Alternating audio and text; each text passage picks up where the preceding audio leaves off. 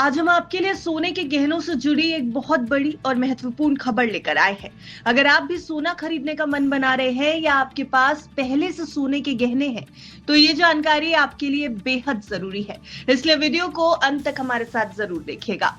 सरकार ने सस्ते सोने पर बड़ा फैसला किया है। दरअसल सोने की कीमतें लगातार बढ़ती जा रही हैं और इसे देखते हुए अब लोग कम कैरेट वाले सोने जैसे कि 9 कैरेट सोने के गहनों को भी खरीदने लगे हैं।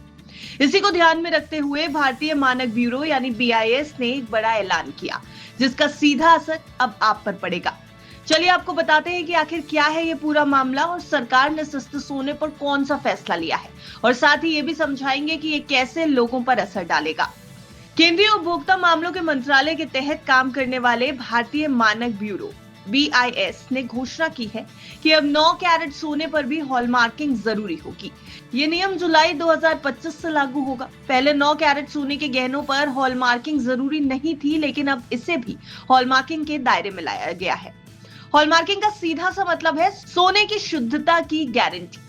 BIS के नियमों के मुताबिक सोने के गहनों और सोने की कलाकृतियों पर एक विशेष निशान लगाया जाता है। यह निशान बताता है कि गोल्ड कितना प्योर है, यानी आपका सोना कितना शुद्ध है। आसान भाषा में कहें तो हॉलमार्किंग आपको मन की शांति देती है। आपको पता है कि आप जो सोना खरीद रहे हैं वो कितना खरा है।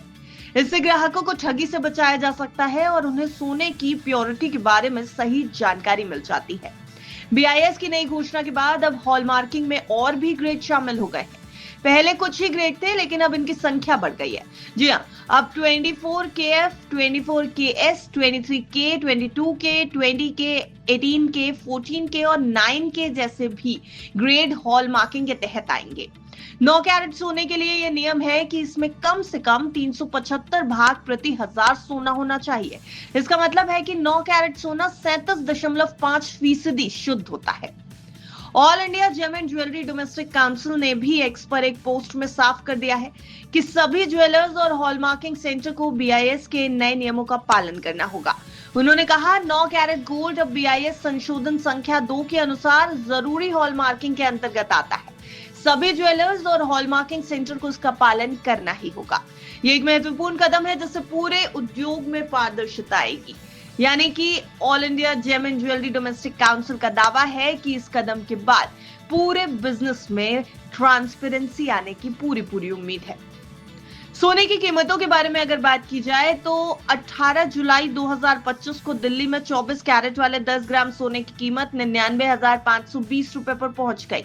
बढ़ती कीमतों के कारण ही लोग अब कम कैरेट के सोने को भी पसंद कर रहे हैं, क्योंकि अगर देखा जाए तो कंपैरेटिवली ये सस्ते होते हैं।